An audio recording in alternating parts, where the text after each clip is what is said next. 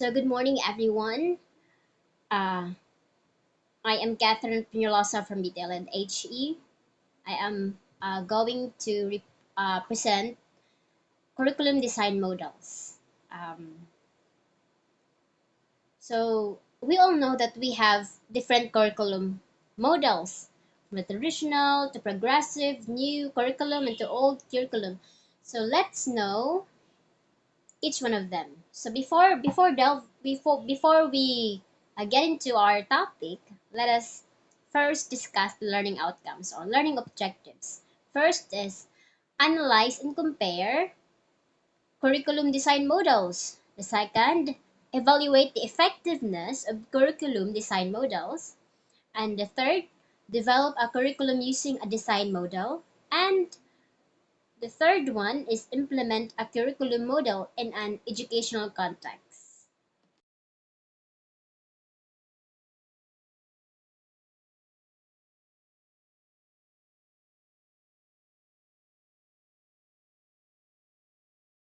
So first model of curriculum is subject-centered. Subject design, it stresses so much to the content that it forgets students' natural tendencies, interests, and experiences. The drawback of this design is that learning is sometimes compartmentalized. Ang kanisa is nag-focus on sa content sa lesson. Like, more on na behind na ang experiences nga dapat i-connect nimo ang experience sa student sa mao nga lesson. Mabehind na siya kay mao nag-focus lang ang teacher example. Na libro sa science or math or yeah. Like instead nga i-connect siya sa interest sa students, experiences of natural tendencies sa students, mahimo nga mag-focus lang siya kung unsa ang nakasulat sa libro. Kung unsa ang kung unsay content sa lesson. And then, example, ibutang na to og kanang science biography. Isad nga, isad nga mayingon ta student nga, how about sa inyong balay or something, ano na, sabi like, no, more nag-focus lang gud siya sa content, sa unsay sulod sa lesson. Kanang dili na i-mind ang katong gawas sa lesson or including the student's experiences. More on lesson na gid siya. And also, it is one of the oldest, most familiar, and traditional curriculum model. And the next is discipline design. So discipline refers to specific knowledge and method which scholars use to study a specific content of their fields. From subject-centered moves higher to discipline when students are mature and already moving towards their career path or discipline. So sa kaning discipline design is ginagamit na siya sa college. Di ba makabantay ta nga sa elementary, high school, and sa paman, senior high. Pero marag din kay senior high. Moron the high school o elementary, especially sa kindergarten. So, they are more focused, di ba, sa mga subject and lessons, content of the lesson, while sa discipline design, this kind of model is used in college, like labi na pag mag-college na ka kay mag-focus na ka sa imong career. Example, you are a teacher, you're going to take a teacher, so mosulod ka sa um, program nga BTL Ed IRHE. So mag-focus na jud ka sa katong unsay mga uh, necessity or kanang not necessity kung unsa ang connected sa imong career like teacher. So, ang correlation design, what does it mean core curriculum? Core curriculum tries to bring different subjects together so they feel connected instead of separate. So, for example, in this kind of design, science, math, and history might all focus on similar topic like the environment. So, ang core curriculum or correlation design is you have these kind of different subjects, but they're all connected in one similar topic. Plan na hindi ko na ko ganina nga science. Science talks about the environment, and math talks about how will you, example, calculating how many animals do you see in your environment, or uh, how important is something like that, and especially living in reality, and then history also. They are, kung imo silang bana-bana, imo silang timbang-timbang, di ba? They all talk, they all focus on one topic, which is environment.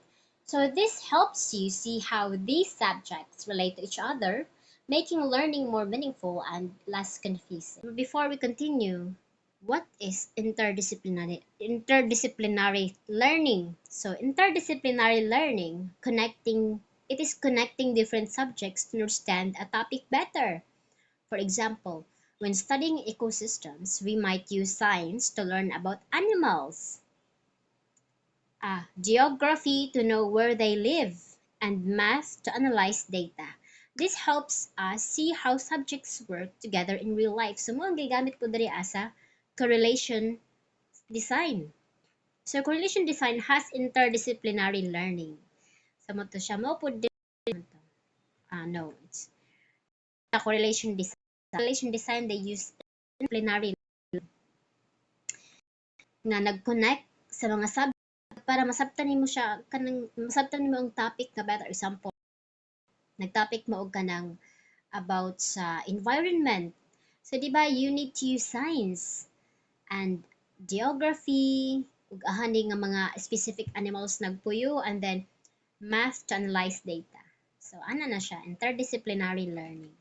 Next is broad field. So broad field, it is made to prevent compartmentalization of subjects and integrate the contents that are related to each other. So ang kaning broad field is, 'di ba, ang compartmentalization is kanang by compartment ba lahi-lahi. Kaning science lahi na siya, kaning geography lahi na siya, ang math lahi. So to prevent compartmentalization, ang broad field is gipang integrate niya ang mga contents sa usa ka subject or lesson. Mahimo siyang relatable sa matag usa ba. Math is related to something like to the subject, and this science is connected to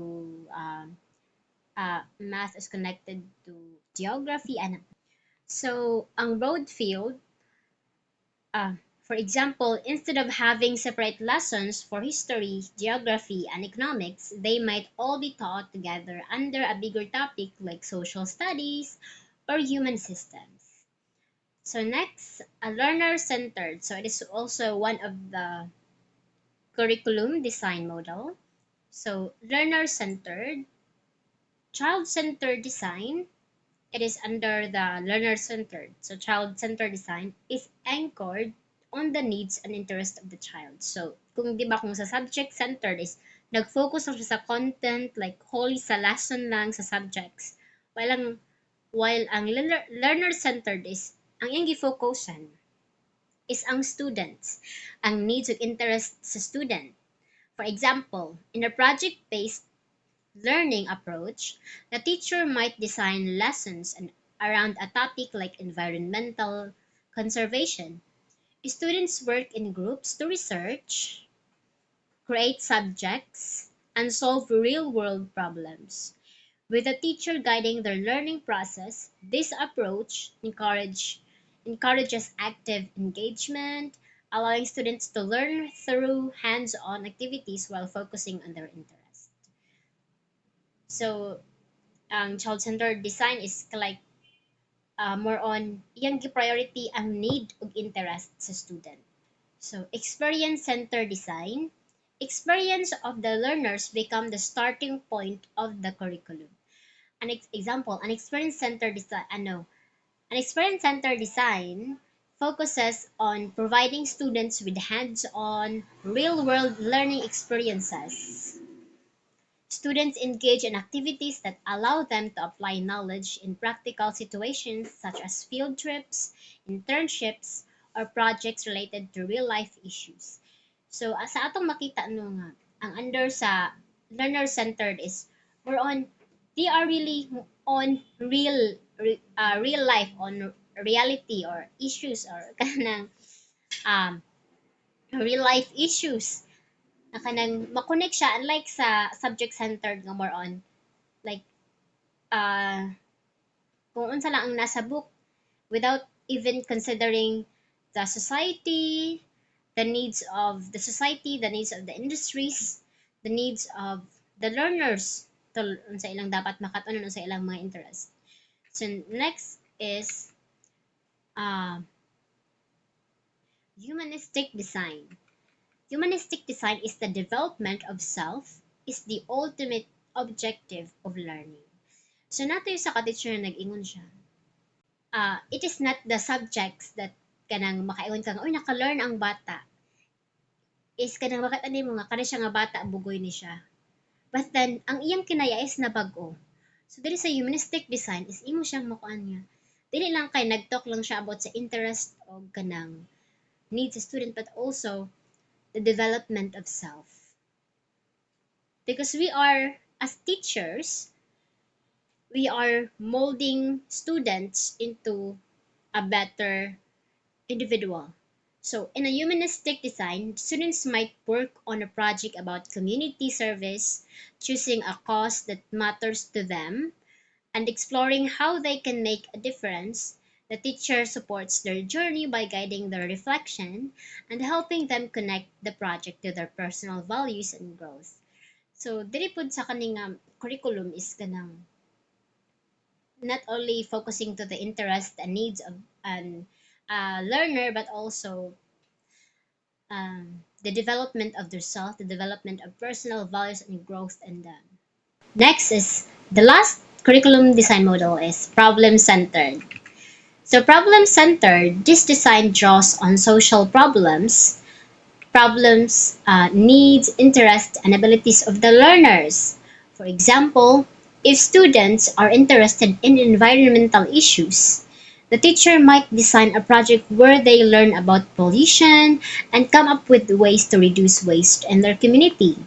This approach encourages students to use their skills and ideas to solve problems that are important to them. So, ang kani pong problem-centered nga, aning problem-centered nga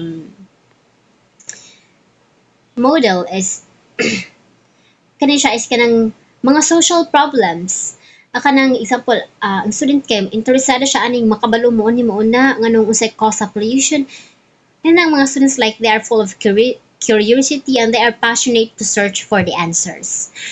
So ang teacher, buhatan ni teacher kay para ang student mo engage ang student is magkuan siya approach nga kanang makapa-encourage nga ma-develop nilang magamit o ma-develop nila og samot ang ilang skills.